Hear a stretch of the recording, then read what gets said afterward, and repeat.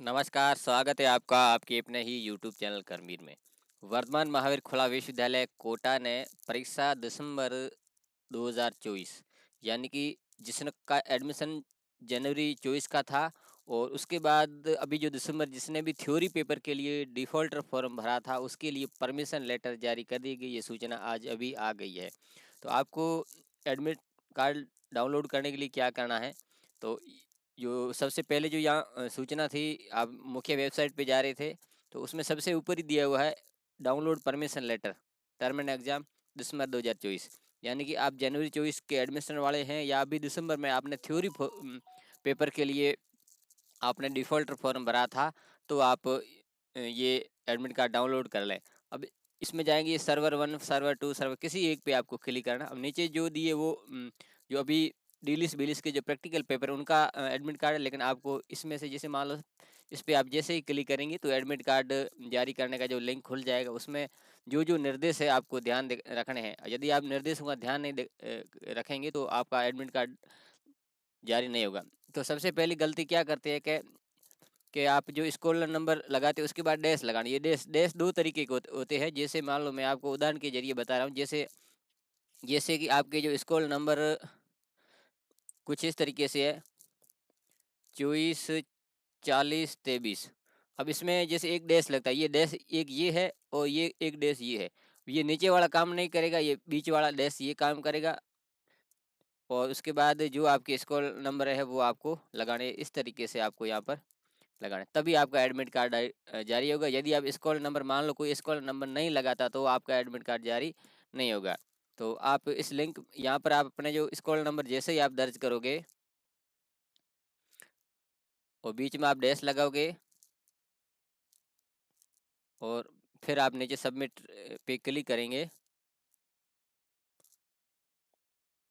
तो आपका जो एडमिट कार्ड है वो खुल जाएगा। इस तरीके से जैसे खुलेगा। अब इसमें आपके जो पेपर कोड है और वो है और उसमें नीचे आप यहाँ निर्देश है वो आप पढ़ सकते हो।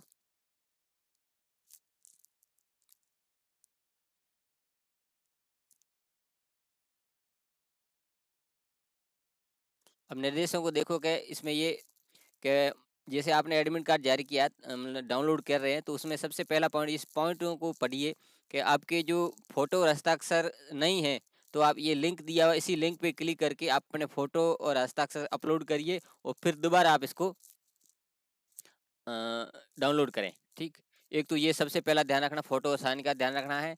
और उसके बाद एग्जाम सेंटर पर लगभग आधा घंटा आप पहले पहुँचे। परीक्षा की जो अवधि है वो 3 घंटे की है। पेपर अ ब स द 3 भागों में है। वो आप पुराने पेपर आप पढ़ सकते हो, उनको समझ सकते हो, उनसे तैयारी कर सकते हो।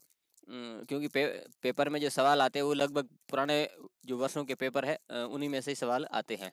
पांचवा बिंदु है, अब ये अहम बिंदु कि इसमें भी जिक्र किया गया है कि बिंदु संख्या 5 की पालना करें। परीक्षार्थी के पास अपना प्रवेश पत्र और कोई भी सरकार द्वारा मान्यता प्राप्त फोटो युक्त पहचान पत्र यानी जैसे कि आधार कार्ड है, पैन कार्ड है, वोटर कार्ड है, जो वो साथ में लाएं जिसमें आपका फोटो लगा हुआ। फोटो भी थोड़ा साफ मतलब दिखना चाहिए और उस अन्यथा आपको बैठने की अनुमति नहीं है। आपको ओरिजिनल आधार कार्ड है, पैन कार्ड है या वोटर कार्ड है वो साथ में लेकर जाना, उसकी फोटो कॉपी नहीं चलेगी। ठीक, एक एडमिट कार्ड और एक आधार कार्ड वोटर कार्ड में से कोई भी एक। और जिन छात्रों को अनुमति पत्र पर फोटो नहीं, अनुमति पत्र मतलब एडमिट कार्ड, तो वो अपना फोटो चिपकाएंगे और केंद्र अधीक्षक के हस्ताक्षर में सील या में सील परीक्षा होने से पूर्व अनुमति प्राप्त करेंगे। कहने का मतलब इनका ये है कि यदि किसी के फोटो नहीं आता जैसे एडमिट कार्ड पर, तो पहले तो ये है यहाँ से आपको अपलोड करना है और उसके बाद डाउनलोड का फिर भी नहीं रहता है तो आप वहाँ जाएंगे एग्जाम सेंटर पे एक दिन पहले या थोड़ा घंटा भर पहले। तो वहाँ पर फोटो चिपकाएंगे और जो केंद्र अधीक्षक होगा जिसकी मेन ड्यूटी होगी वहाँ पर उसकी साइन करवाएंगे और फिर आपको इसमें बैठने दिया जाएगा। हालांकि ऐसा बहुत कम लोगों के साथ होता है, यदि किसी के साथ हो तो ये ध्यान रखें।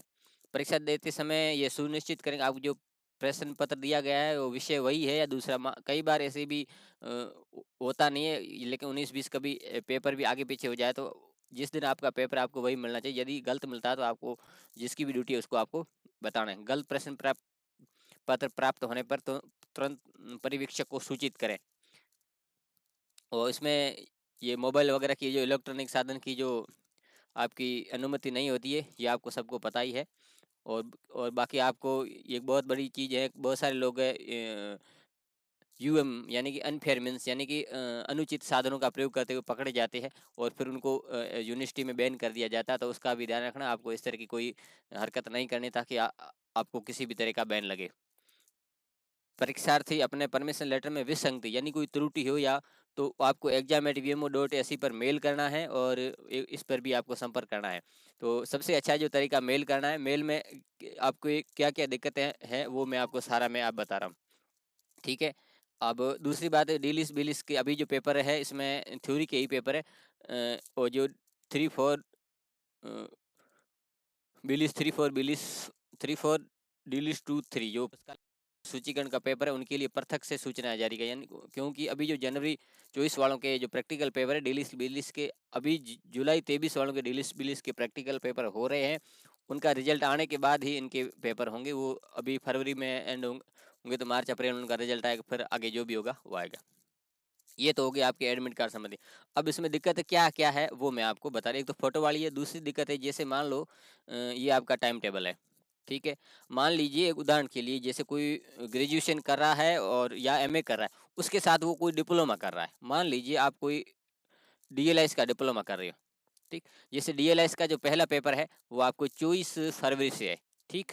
तो 24 फरवरी को पहला जैसे डीलिस 01 का पेपर है, मान लो उदाहरण के लिए हम मान लेते हैं उसी दिन उसका मतलब ऐसा कोई स्टूडेंट जिसको PE05 यानी पब्लिक एडमिनिस्ट्रेशन यानी फाइनल ईयर का पेपर है, तो हालांकि है तो दोनों पारियों में, जैसे ये 9 से 12 में है और ये 2 से 5 में पारियों में, लेकिन मान लीजिए कि जैसे एक एडमिट कार्ड है, जैसे इसमें मैं आपको बता देता हूँ, जैसे इसका जो ये मान लो 4 तारीख को इसका पेपर है, ये तो है जोधपुर में, और ये बीए का उसका जो 4 तारीख को सेम तारीख को पेपर है वो बाड़मेर में।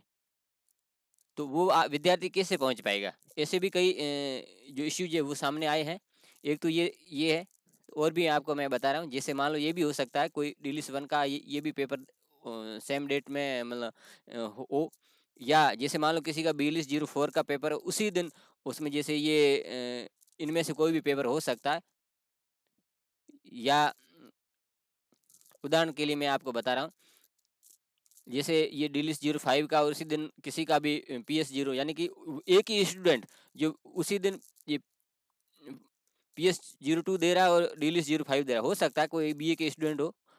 और ऐसा भी हो सकता है कि जैसे ये 4 मार्च को किसी का PA06 यानी पब्लिक एड 06 और डिलिस 06 दोनों ही पेपर है, हालांकि दोनों अलग अलग पारियों में, ठीक एक ही डेट में, लेकिन उनकी एग्जाम सिटी अलग जो है, यानी किसी का जोधपुर हो या एक पेपर जोधपुर हो, एक बाड़मेर हो, एक जोधपुर में, एक या पाली में हो या जैसलमेर, तो उनका आना जाना भी थोड़ा डिस्टर्बेंस हो सकता है, परीक्षा नहीं दे पाएगा। हाँ, एक ही सिटी में हो तो एक अलग बात दे सकता, कोई बात नहीं, या बाड़मेर के अंदर या जोधपुर के अंदर या जयपुर के अंदर, एक ही सिटी में हो तो वो आराम से घंटा भर में पहुंच सकता है। लेकिन सिटी दोनों अलग अलग होने की वजह से विद्यार्थी को दिक्कत आ सकती है। तो इसके लिए आपको क्या करना है कि आपका जो एडमिट कार्ड है, ये एक डिलीस का एडमिट कार्ड और बिलिस का, दोनों को आपको एक प्रिंट आउट करना, फोटो खींचना है और उसका PDF बना के आपको ये इस exam@vmo.ac.in पे मेल कर देना, और उनमें सारा ये मैटर लिख देना कि मेरा एक ही दिन में एग्जाम है, मेरी एग्जाम सीट दोनों अलग अलग है, मैं एग्जाम दे नहीं पाऊँ, दोनों एग्जाम उसी दिन दे नहीं पाऊंगा, तो कृपया किसी भी एक पेपर की डेट चेंज कर दें। तो इसमें ज़्यादातर जो चेंज होगी वो डीएलएस की होगी इस कंडीशन में, लगभग होती ही है। एक तो ये दिक्कत होगी। दूसरी दिक्कत ये है कि ये एग्जाम के दिन कंपटीशन एग्जाम होते हैं, कोई भी मान लो ऐसा स्टूडेंट हो, मतलब आपका कंपटीशन, अब आप कह रहे हो बीएड का एग्जाम दे रहा हूँ या एसटीसी का दे रहा हूँ, वो चेंज नहीं होगी। यदि इस दिन जो राजस्थान सरकार का कंपटीशन का कोई भी, मान लो एक रीट का एग्जाम हो या कोई और भी अन्य कोई एग्जाम हो, वो भी उसी दिन हो, उसी दिन ये आपके यूनिवर्सिटी का एग्जाम हो, तो ये कई बार यूनिवर्सिटी चेंज कर देती है। तो आपको एक पत्र लिखना है कि मेरा इसी दिन ये यूनिवर्सिटी का भी एग्जाम है, वो कंपटीशन का एग्जाम है, तो कृपया करके आप ये डेट एक्सचेंज करें, तो ये हो सकती है। बाकी अन्यथा आप कह रहे हैं मैं एसटीसी कर रहा हूँ, ये वो चेंज नहीं होगा, या बीएड करें वो चेंज नहीं होगा। तो राजस्थान सरकार द्वारा जो भी मान्यता प्राप्त कंपटीशन है, तो लगभग ये जो टाइम टेबल है, जो अभी जो कंपटीशन की तारीख है उनको देखकर लगभग बनाया, बाकी डेट चेंज हो जाती है, या ऐसा कोई त्यौहार आ जाता है जो तो भी चेंज हो जाती है। तो ये दिक्कत है, इन दिक्कतों को लेकर आप यहाँ पर मेल कर सकते हैं, अपनी जनरल बात ही लिखनी, बाकी इतना कुछ नहीं है। तो मेन चीज़ ये तो आपके एडमिट कार्ड डाउनलोड हो गए, आप अपनी तैयारी जारी रखें और आपका एग्जाम अच्छा हो। ये जानकारी अच्छी लगी हो तो वीडियो को लाइक कर देना, चैनल को सब्सक्राइब कर देना, बेल आइकन दबा के नोटिफिकेशन ऑल पर क्लिक कर देना। जैसा मैं इस तरह का महत्वपूर्ण वीडियो बनाऊंगा उसका नोटिस आपको मिल जाएगा। मिलते हैं अगली वीडियो में, तब तक के लिए धन्यवाद।